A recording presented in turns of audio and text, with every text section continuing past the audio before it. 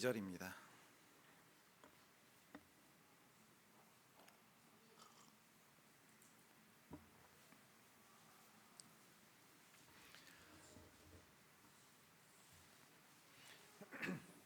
다니엘서 1장 1절에서 2절 말씀, 짧아서 우리 같이 합독하도록 하겠습니다. 시작. 유다 왕 여호야김이 다스린 지 3년이 되는 해에 바벨론 왕 느부갓네살이 예루살렘에 이르러 성을 에워쌌더니 주께서 유다 왕 여호야김과 하나님의 전 그릇 얼마를 그의 손에 넘기심에 그가 그것을 가지고 신할 땅 자기 신들의 신전에 가져다가 그 신들의 보물 창고에 두었더라. 아멘. 얼마 전에 일청년부 수련회를 하면서 이 다니엘서 1장과 2장을 함께 나누어 봤습니다. 공부밖에 모르던 고등학생이 이제 대학교에 들어가고 또 대학 생활을 하면서 직장 생활을 하면서 이제 본격적으로 세상을 향해 한 걸음 이제 내딛는 그때에 세상의 가치, 그게 밀려오는 물결과 파도처럼 휘몰아치는 그때에 우리가 어떻게 하면 믿음의 닻을 내려서 정말 신앙생활을 잘 할 수 있을까 고민하는 시간이었습니다. 그래서 다니엘서를 살펴보면서 우리가 신앙의 닻을 내리자, 믿음의 닻을 내리면서 흔들리지 않는 견고한 우리의 신앙을 갖자, 그러면서 이 세상 속에서 어떻게 하면 그리스도인으로서 살아갈 수 있을지, 어떻게 하면 믿음의 가치, 그리스도인으로서의 말씀의 가치를 두고 살아갈 수 있을지 질문해보고 또 거기에 대한 해답을 찾아보는 시간이었습니다. 다니엘서를 묵상하면서 보니까 이 다니엘서 1장에 나올 때는 10대 시절입니다. 그리고 그가 사자굴에 들어갔을 때는 이미 노년의 시기였고요. 바벨론 70년 기간을 통해서 10대의 소년이 80이 넘는 노년에 이르기까지, 다니엘은 정말 어렸을 때부터 나이가 많이 들을 때까지 믿음을 굳게 지켰던 인물입니다. 그래서 우리가 한번 이 다니엘서를 깊게 묵상하면서 어린아이부터 장년에 이르기까지 우리가 세상 속에서, 세상에 살면서 그리스도인으로서 어떻게 살아가면 좋을지 다니엘서를 보면서 답을 좀 찾아 나가고자 합니다. 오늘 우리가 함께 읽은 말씀 1장 1절부터 2절은 이 본문의 배경이 되는 아주 짧은 구절이죠. 그런데 이 짧은 말씀 속에서 다니엘서가 궁극적으로 무엇을 이야기하고 있는지 그 주제가 잘 담겨 있습니다.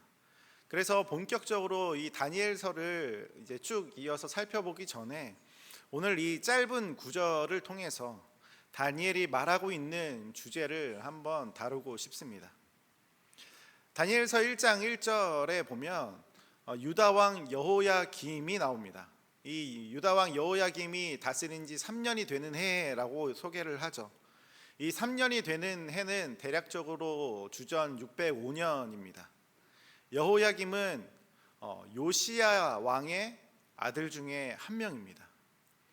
이 요시야 왕은 누구냐면 이 남유다를 다스리는, 그리고 이 남유다 역사를 통틀어서 손에 꼽히는 선한 왕이자 대대적인 종교 개혁을 일으킨 인물로 잘 알려져 있는 요시야 왕입니다. 요시야 왕은 예루살렘과 남유다 모든 곳에 우상을 제거할 뿐만이 아니라 이미 멸망한 북이스라엘 그 사마리아 지역까지 우상의 뿌리를 제거하고자 노력했던 인물입니다. 요시야의 아버지는 2년 동안 짧은 재위 기간을 가졌고, 그 요시야의 할아버지인 므낫세 왕은 55년이라고 하는 긴 세월 동안 남유다를 통치했습니다. 그런데 그의 아버지나 그의 할아버지나 모두 다 하나님 앞에서 악을 행한 악한 왕이었습니다. 그러니까 거의 60년이 다 돼가는 그 시기 동안 이 이스라엘 남유다를 다스리던 왕은 악한 왕이었습니다. 그런데 이 요시야 왕이 왕 위에 오른 것은 그의 나이 8살 때인데요, 지금으로 따지면 초등학생 때, 그는 초등학교 입학을 하기보다 왕 위에 오르게 된 거죠. 그런데 이 8살인 요시야 왕이 자라면서 그가 정말 하나님 앞에서 정직하고 의로운 왕으로 자라가기 시작합니다. 이 아버지와 할아버지와는 달리 요시야는 남유다의 종교 개혁을 통해서 이 남유다의 예배를 개혁했던 인물입니다. 열왕기 기자는 이렇게 소개하는데요. 그와 같이 전심으로 하나님께 돌아온 왕이 없었고 그 후에도 그와 같은 자가 없었다라고 기록하면서 다윗과 같은 위치에 놓인 그 요시야 왕입니다. 그런데 이 요시야의 적극적인 종교 개혁에도 불구하고 남유다의 정치적 외교적 상황은 계속해서 어두워져 가고 있었습니다. 왜냐하면 당시 시대에 이 북이스라엘을 멸망시킨 아시리아 제국이 있었고요. 또 이 아시리아가 약해지자 신흥 강국으로 올라온 바벨론이라고 하는 국가가 있었습니다. 그리고 대대로 강국이었던 애굽이 바로 아래에 있었죠. 이 세 개의 강국 그 사이에 남유다가 끼어 있기 때문에 이 고래 싸움에 새우등 터지듯이 이 요시야의 입지가 그렇게 좋지만은 않았습니다. 이 바벨론의 세력이 점차 커지고 이 아수르가 멸망하기 직전이 되니까 이 애굽은 이 바벨론의 침공에 대비하기 위해서 아수르를 도우려고 했습니다. 이 아수르를 도우러 북방으로 올라가려면 남유다를 거쳐야만 했는데 이 요시야 왕이 이 애굽 군대를 막아섰던 겁니다. 이 요시야가 죽게 된 그 직접적인 계기는 609년쯤에 일어난 무기또 전투인데요. 당시에 애굽의 바로 왕 느고가 북쪽으로 진격하다가 이 아수르를 돕고자 이동 중이었는데 요시야가 막으니까 이 느고 왕이 이 요시야를 죽이고 맙니다. 그러니까 하루 아침에 이 요시야 왕이 전사하게 된 거죠. 이 요시야 왕의 죽음은 백성들에게 큰 충격이었습니다.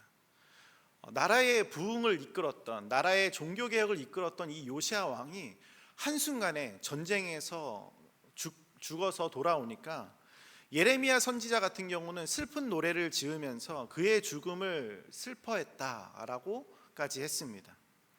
그렇게 선하고 훌륭한 왕이 하루아침에 죽고 나니까 이 다음 왕위를 이어야 되는 이 요시야 왕의 아들, 그 중에 한 명 여호야김의 동생 여호아스가 왕위에 오르게 됩니다.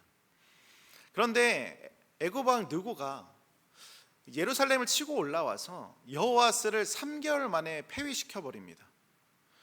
그리고 대신 엘리야김이라고 하는 왕자를 대신 왕위에 올리는데요. 그의 이름을 바꿔서 여호야김으로 바꿉니다. 그러니까 여호야김이라고 하는 오늘 다니엘서 1장 1절에 나오는 여호야김이라고 하는 이 왕은 사실은 애굽 왕이 세운 인물인 거죠. 그래서 오늘 이 여호야김이라고 하는 이 인물이 있는데 이 인물은 애굽의 간섭을 받으면서 왕권을 유지해야 됐던 인물이고요. 애굽에 조공을 바쳐야 했던 인물입니다. 여호야김은 이 아버지 요시야를 전혀 닮지 않았습니다. 악한 왕이었어요. 예레미야는 여호야김을 향해서 아버지와는 전혀 다른 악한 왕이라고 이야기합니다. 예레미야 22장에서 여호야김에 대해서 이런 이야기를 하는데요. 너는 너를 위해서 큰 집을 만들려고만 한다. 너희 아버지는 먹고 마시는 것보다 정의와 공의를 행한 왕인데 아버지 때엔 가난한 자, 궁핍한 자가 변호받고 그들이 형통하게 사는 세상이었는데 너는 너의 두 눈과 너의 마음이 탐욕과 무죄한 사람들의 피로 가득하다. 예레미야는 이 여호야김의 악함을 그대로 이야기합니다. 여호야김은 전혀 아버지의 신앙을 닮지 않은 악한 왕이었습니다.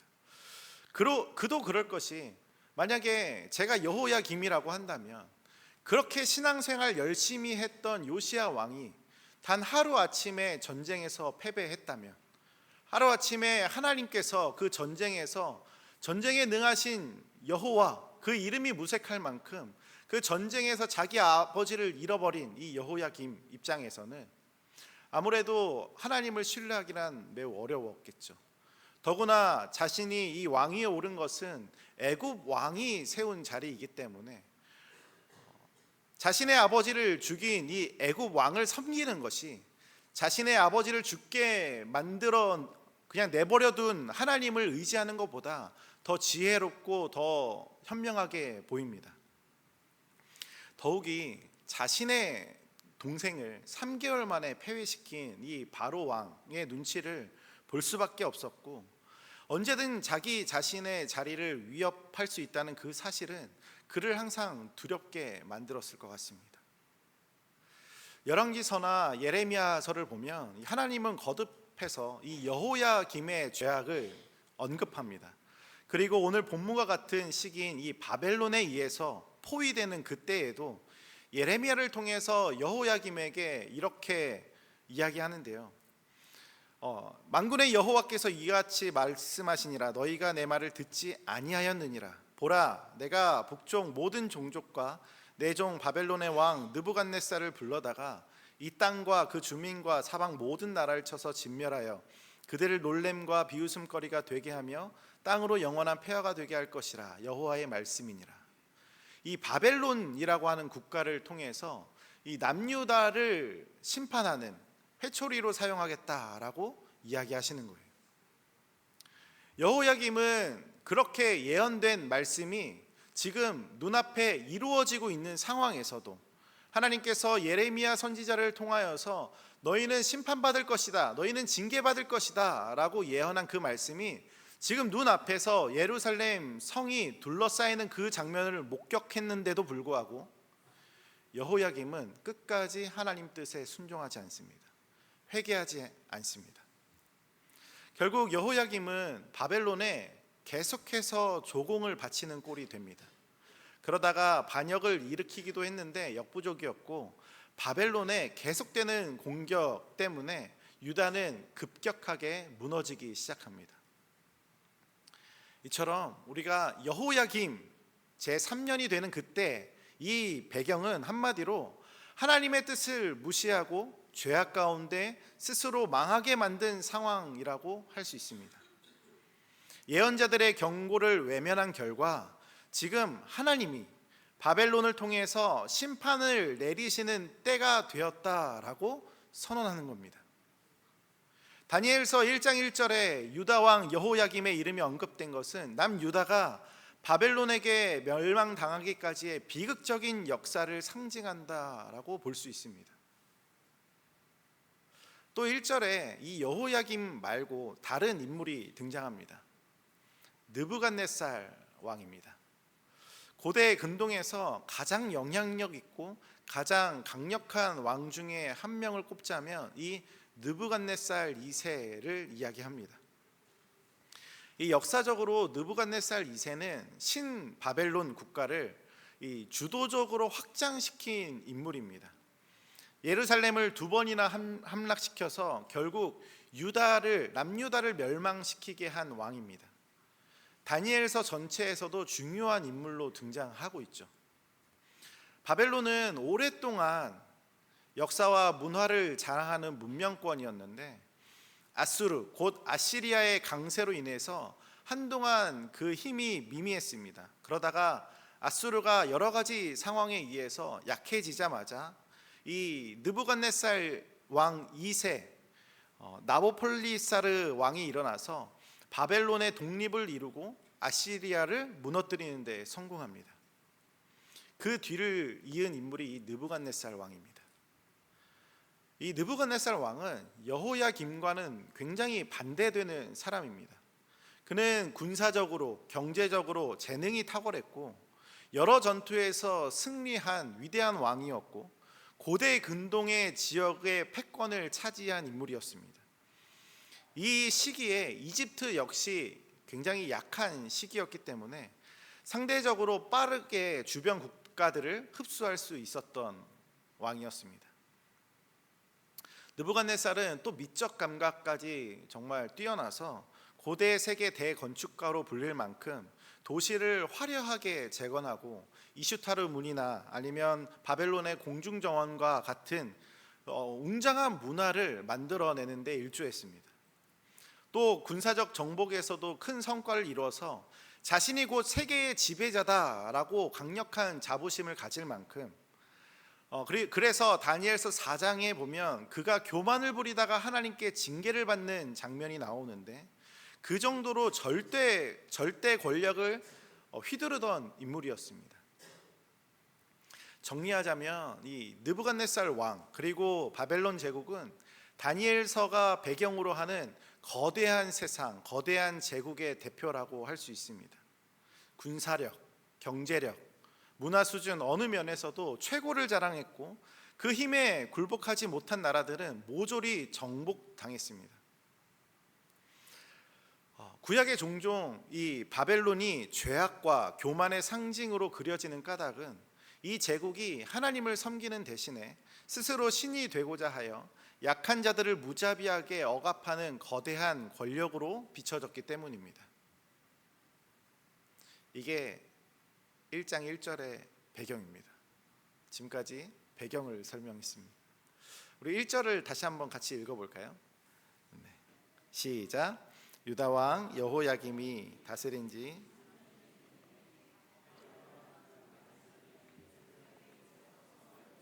썼더니 1절은 역사적 사실을 그대로 충실하게 언급합니다. 약하고 매일 두려움에 떨었던 이 여호야김이라고 하는 이 왕이 이 남유다가 거대한 제국을 이끈 느부갓네살 왕에게 의해서 패배했다. 그저 그 사실을 이야기하고 있습니다. 당시 거대한 제국 바벨론의 왕 느부갓네살이 예루살렘을 에워싸고 공격했다라고 기록하죠. 역사책이나 신문 기사처럼 느부갓네살이 예루살렘을 쳤고 여호야김은 패배했다, 바벨론이 승리했다 내용만을 기술합니다. 누가 이겼고 누가 졌는지, 어느 나라의 힘이 강한지 누가 약한지에 대해서 사실 정보 그 자체를 전달하고 있습니다. 그런데 이렇게 역사적으로 벌어진 사건은 우리는 필연적으로 해석하게 됩니다. 2절에 보면 하나님의 성전에 있는 그릇들을 느부갓네살이 자기 신들의 신전에 그 보물창고에 넣어두었다라고 언급을 하고 있습니다. 이것은 당시 시대에 살았던 사람들이 이 이야기를 듣는다면 단순한 사실로서만 받아들일 수가 없었습니다. 당시 사람들은 이 여호와의 전에 있던 그 그릇들이 바벨론 신전으로 옮겨갔다라고 이야기를 들으면 그 이야기를 듣자마자 유다의 신이 바벨론의 신에게 의해서 패배했다, 바벨론의 신 마르둑이 여호와를 이겼다, 바벨론의 신이 더 위대하다라고 생각했을 겁니다. 왜냐하면 당시 나라의 전쟁은 그저 사람과 사람의 전쟁이 아니라 신들의 전쟁이었기 때문입니다. 그래서 전쟁에서 승리한 나라는 패배한 나라의 신상을 자기 국가의 신전에 갖다 둡니다. 패배한 나라의 신은 승리한 나라의 신 발 아래에 있다라고 하는 뜻입니다.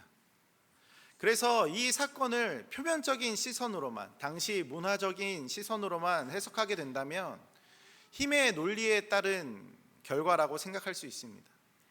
단지 바벨론이라고 하는 이 나라의 신이 더 강해서, 바벨론 왕이 더 강해서, 바벨론의 나라가 더 강해서라고 하는 계산으로 생각할 수 있다는 거죠. 우리가 살아가는 현대 사회도 그렇죠. 우리는 여전히 겉으로 드러나는 힘이나 세상적인 성공에 더 주목하기 쉬워합니다.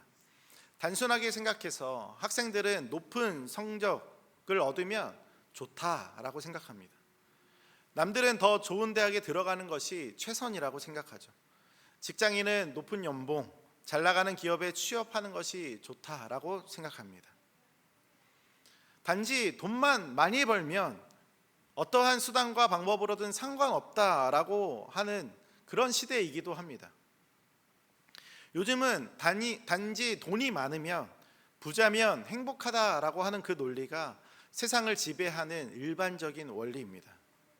이런 이야기가 있죠. 돈으로는 행복을 살 수 없다. 그러나 가난으로도 행복을 살 수 없다. 행복은 돈으로 살 수 없다. 왜냐하면 나에겐 그만한 돈이 없기 때문이다. 돈이 많으면 좋다는 거예요. 어쨌든 성적이 높다, 인류 대학에 다닌다, 대기업에 다닌다, 돈이 많다라고 하는 이 단순한 사실을 우리는 표면적으로 이해하길, 나 좋은 대학 다녀라고 이야기하면 부럽다. 나 돈 많아. 부럽다. 단순한 사실을 우리는 자연스럽게 해석합니다. 그래서 그것을 그냥 단순한 사실로서만 생각하지 않고 우리는 그것이 우리의 인생에서 정말 추구할 정도로 정말로 좋은 것이라고 여기면서 살아가고 있습니다. 그래서 바벨론의 그 신이 여호와의 신을 이겼다라고 하는 그 사실은, 여호와는 이 세상에서 의지할 대상이 아니고 바벨론 문화를 따라야 되고 바벨론 왕의 논리를 따라야 되고 바벨론 제국 안에 들어가야지 평안을 얻을 수 있다라고 해석하게 되는 겁니다. 그런데 성경은 여기서 다른 관점을 제시합니다. 2절 초반을 보면 주께서 유다 왕 여호야김과 하나님의 전 기구 얼마를 그의 손에 넘기심에라고 말합니다. 다시 말해 이 모든 비극적인 사건이 우연히 벌어진 것이 아니라 하나님이 허락하시고 하나님이 주도하신 일이라고 소개합니다. 당시 유다는 계속되는 타락과 우상 숭배로 인해서 여러 예언자들을 통해서 경고를 받습니다. 예언자 예레미야나 하박국은 바벨론이 하나님의 심판의 도구로 사용될 거라고 예언했고요.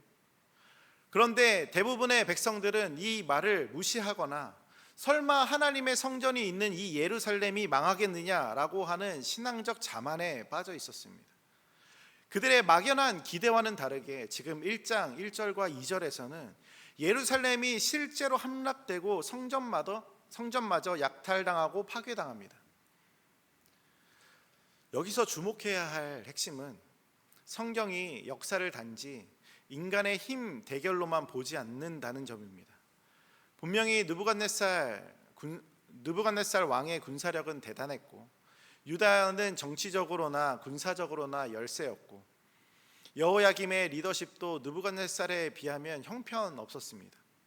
그러나 그 이면에는 하나님이 이스라엘을 징계하고 역사를 주도하시는 손길이 있었습니다. 거대한 제국 바벨론의 승리는 결국 잠깐 사용되는 도구에 불과하다는 것을 성경은 말하고 있습니다. 다니엘서 1장 2절은 주께서 넘겨주셨다, 내어주셨다라고 하는 관점을 이야기하면서 외양상 바벨론이 이긴 것 같아 보여도, 바벨론이 더 강한 것처럼 보여도 궁극적으로는 하나님이 허락하신 결과라는 것을 강조하고 있습니다. 이 영적인 시선, 이 성경이 말하고 있는 또 다른 시점은 현실에 대한 도피나 종교적인 미화를 이야기하는 것이 아니라 성경 전체를 통해서 계속해서 이야기하고 있는 내용이죠. 하나님은 민족의 흥망성쇠를, 제국의 주권을, 심지어 자연재해나 정치적 분쟁을 통해서도 하나님의 주권 아래에 역사를 진행하고 계신다라고 이야기합니다. 마치 요셉의 이야기를 떠올리면 형들이 요셉을 팔아넘긴 일이었지만 그것은 하나님께서 요셉을 미리 보내신 일이었고 하나님께서 그것을 선으로 바꾸신 일이었다고 이야기합니다. 세상 사건 뒤에는 항상 하나님의 깊은 목적에 따른 하나님의 주권이 있습니다. 주께서 넘기셨다라고 하는 이 표현은 겉보기에는 매우 절망적인 상황을 묘사합니다. 결국 하나님이 택하신 백성이 이방인에게 패배하고 성전의 기물까지 빼앗기는 수모를 당했으니 말입니다. 그런데 성경은 이 사건을 단순히 불행이나 어떤 우연이나 그런 것이 아니라 하나님이 목적하신 바를 이루어가는 과정이라는 것을 이야기합니다.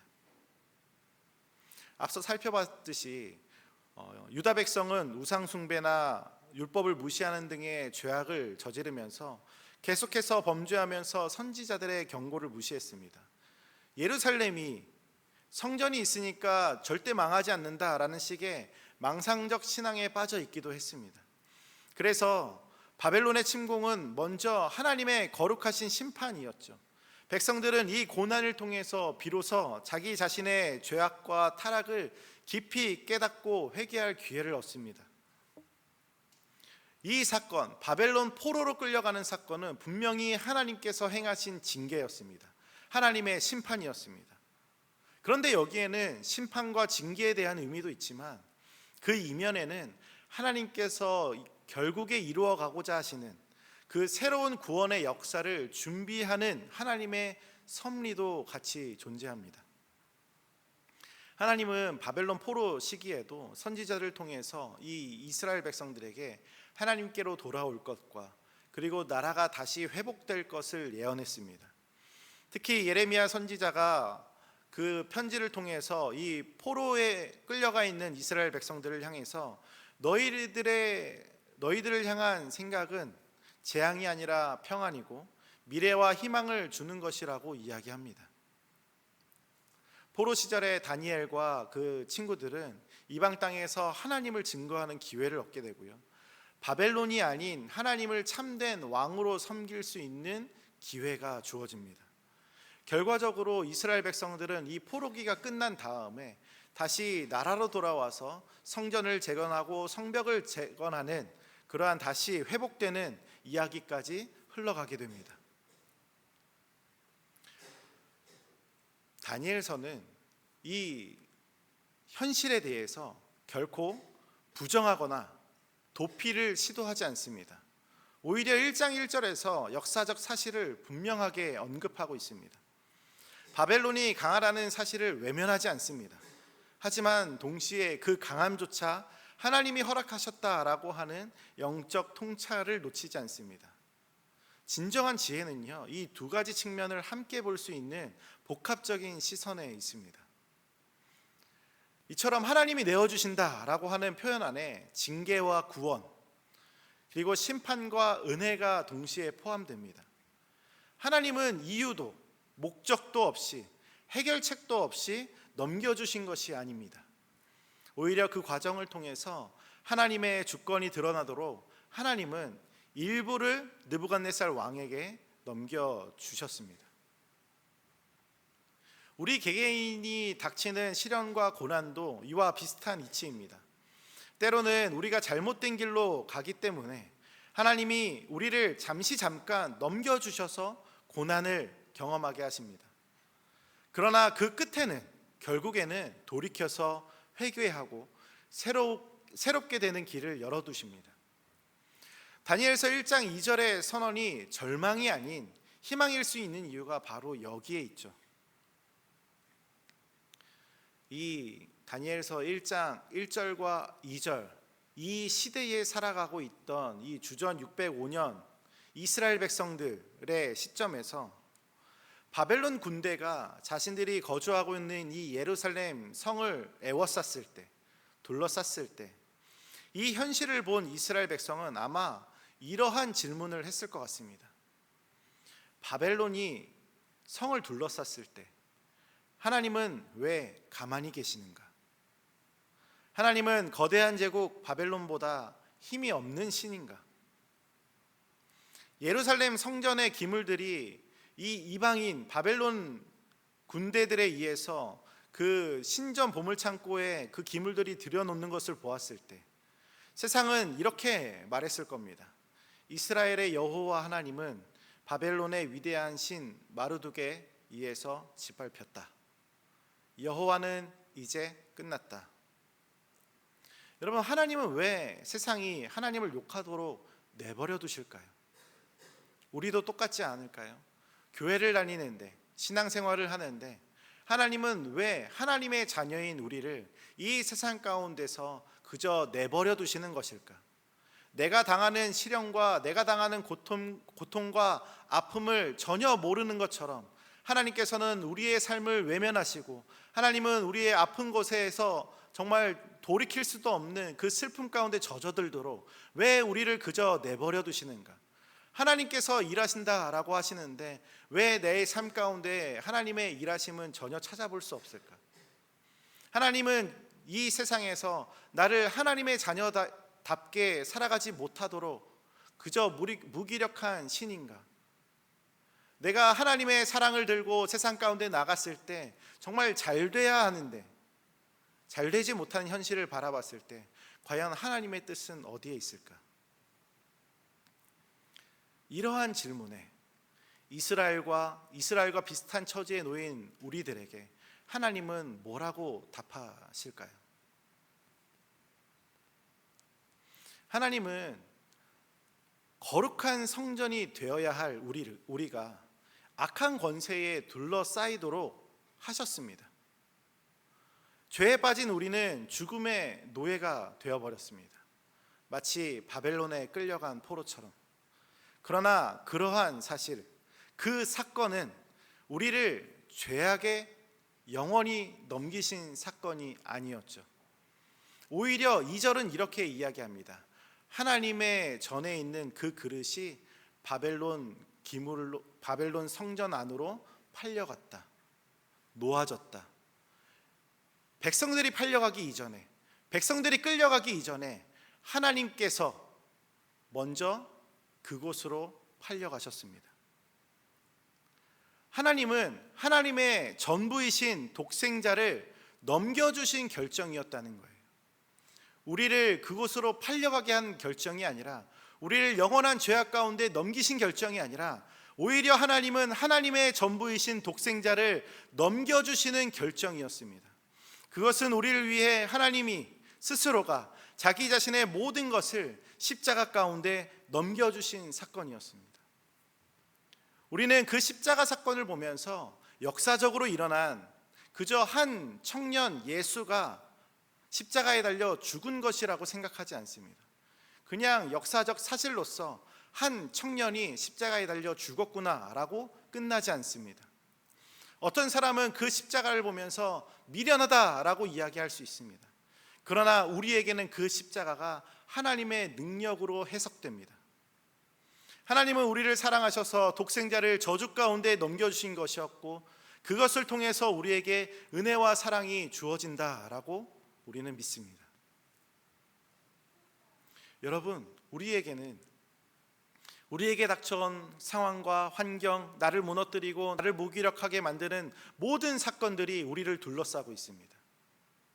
그런데 하나님은 아무런 계획도 이유도 목적도 없이 그저 무능력하게 우리를 내버려 두시는 그러한 어려움들의 사건이 아닙니다. 하나님은 우리의 삶에 얼마를 고난 속에 연단 가운데 넘겨주셨습니다.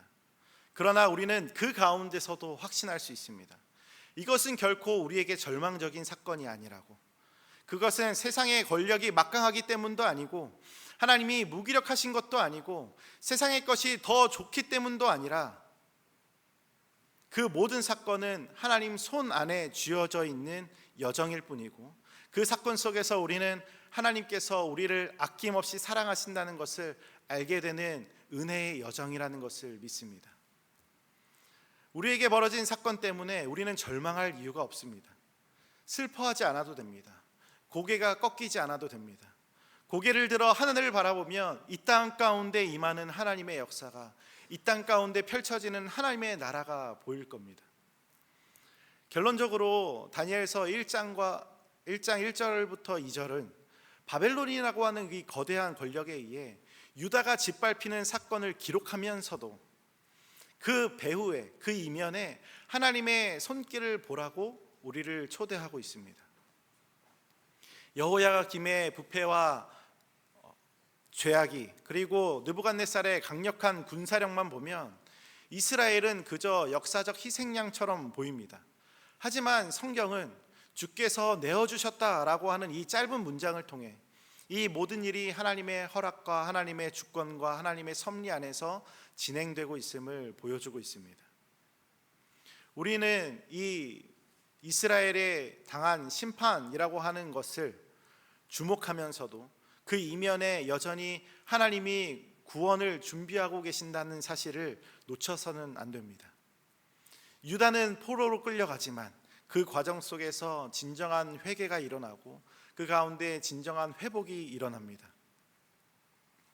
오늘날 크고 작은 바벨론과 같은 그 권력들이 우리를 압박하거나 불의가 승리하는 듯한 장면이 우리 눈앞에 펼쳐질 수 있습니다.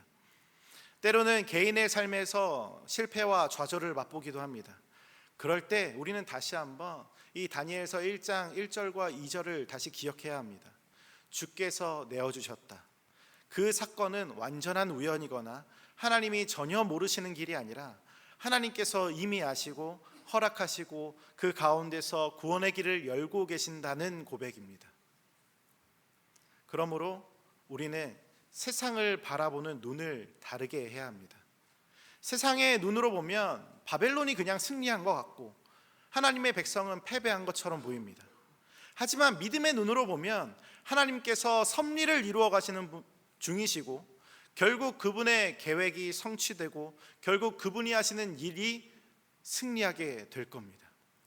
우리는 이 두 가지 시선 사이에 우리는 늘 영적으로 분별력을 잃지 않고 하나님의 뜻을 찾고 순종하는 삶으로 나아가야 합니다. 때로는 실패, 때로는 수치의 경험도 우리에게 있을지 모릅니다. 그러나 하나님께서는 그 가운데 우리를 결단코 포기하지 않으십니다. 우리의 삶을 주관하시고 우리의 삶을 주관하실 뿐만이 아니라 우리의 교회를, 우리의 가정을, 우리의 나라를, 이 온 우주를 다스리시는 그 하나님의 놀라운 신비를, 하나님의 놀라운 주권을 경험하며 살아가는 저와 여러분들 되길 간절히 소망합니다. 함께 찬양하겠습니다.